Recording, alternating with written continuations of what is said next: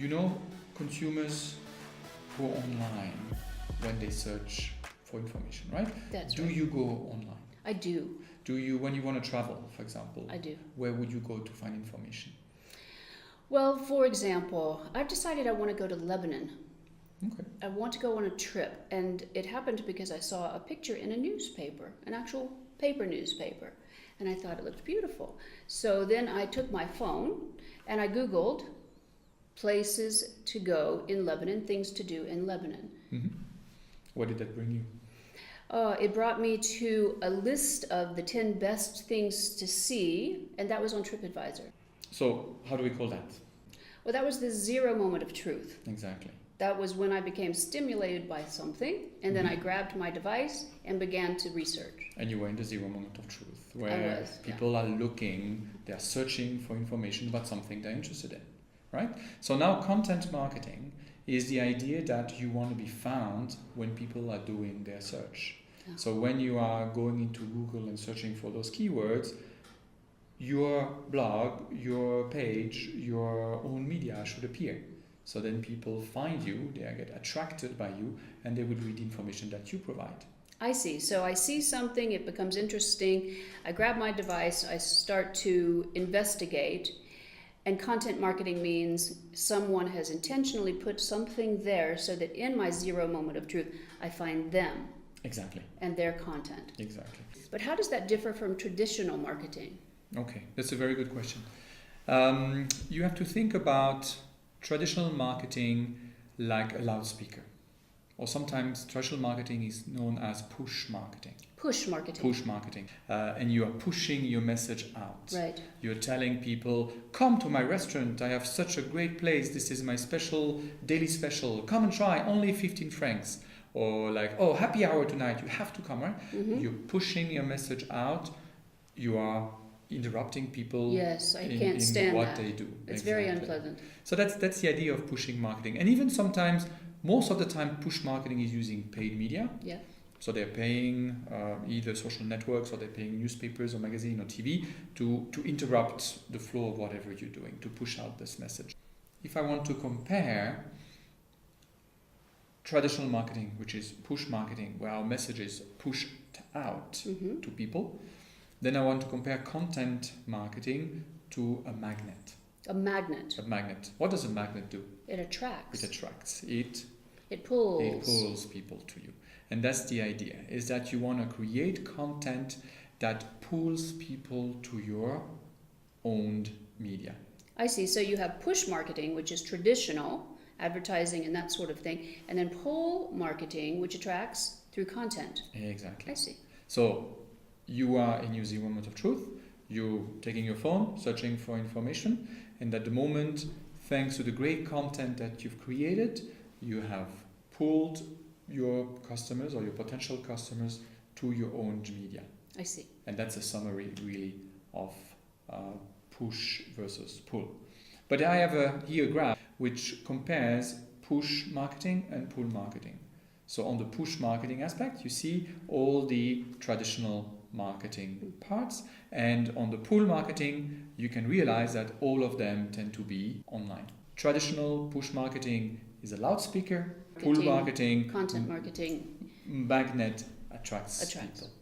And sometimes we also talk about push marketing, also can be a sledgehammer. Yeah. Where it's not so much about pushing a message, but actually hammering people with your message. Yes. But unfortunately, still a lot of companies do. Unfortunately, yes. So let me give you an example. Netflix. I'm walking down the street and I see a billboard. A billboard. A billboard. And that billboard, it's a billboard about the three main characters of season 2 of Daredevil. What do you see? It's showing me the characters. Characters. And what do you see with the name of the characters? There's a hashtag. There's a hashtag. Isn't that interesting, right?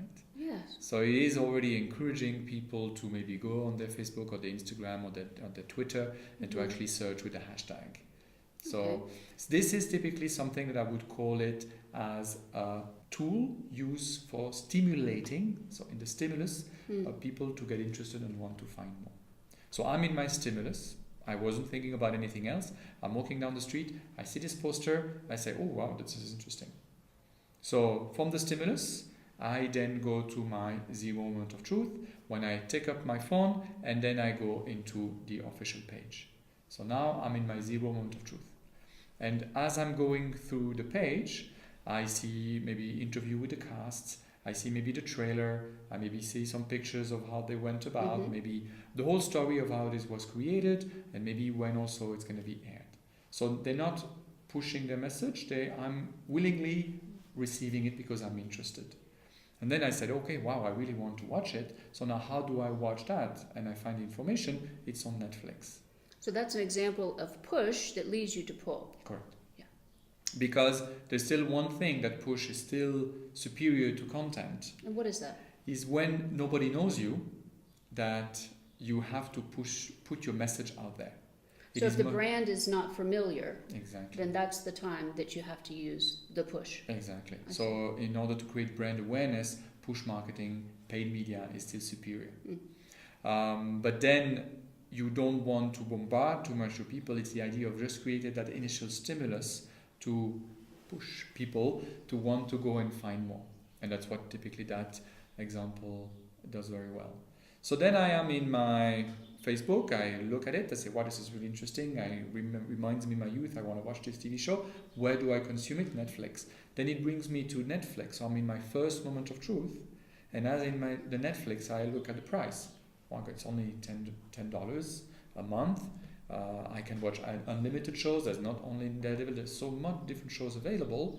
So I look at benefits, so I can watch it anywhere, on my phone, on my tablet, at home for many people. And the price, $10 a month, is nothing. So I make the value equation. On top of that, I got a free month to try. So the value proposition is really, really attractive. So I want to buy it. And then I click to join now. And then I go to the second moment of truth where I'm watching the show and I'm really enjoying it. And what will I do? I will go on Twitter and I will write and watching Daredevil, this is so amazing. Or going on Instagram, maybe taking a picture of me watching Daredevil. And again, sharing what I like. And in this moment, I am in my... UMOT. Exactly. My ultimate moment of truth when I want to share. And that is also important because as people are talking about it, as I am talking about that, my friends who are following me... and that could be their stimulus. Exactly. Could be their stimulus, maybe their ZMOT. Their ZMOT, yes. Exactly. And then it motivates them. So it's a very good example of how you start with kind of a push marketing, but nicely done, but still you have to pay for it. And then you use content to really get people interested in joining. And then you offer a great value proposition with, again, all these benefits that you get only for that price. And then people join in. Second moment of truth, okay, the product needs to be of quality. And then encourage people to share so that it could affect the ultimate moment of truth of the earned media will affect someone else. Does that make sense to you? That makes very good sense to me, and I can think of many examples of times when I've gone all the way through just as predictably as you've just explained it. Exactly. Yeah. So I think it's important. It's a good point that you're making, Catherine, and I would really encourage anybody, sometimes as a marketer, if you want to be a good marketer, is to think about your own choices you make as a consumer. And what did the company do in order to encourage you to book that hotel, book that train, book that airline? Very often we look at price, but sometimes it's the most obvious one because, I took the cheapest option, but it's not always the case. So I would really encourage everyone to always kind of think back about their own processes of why did they decide to buy this, right, and what did the company do to kind of encourage them to do that. Yes. And I would say for the case study, it's exactly the same thing. Students will have to reflect on their buyer persona, on the 5 steps of their buyer persona, from stimulus to UMART. And then they will have to think about what tools they want to use at each step.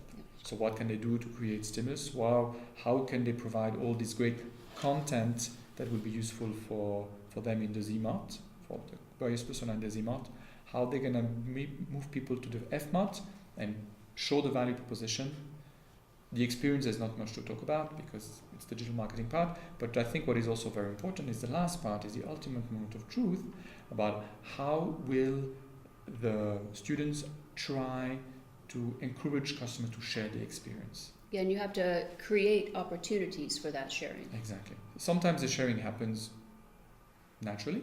Someone is really happy and just likes to take a selfie. And then sometimes people need a bit of a push. An incentive. An incentive, exactly. in order to be motivated to do that.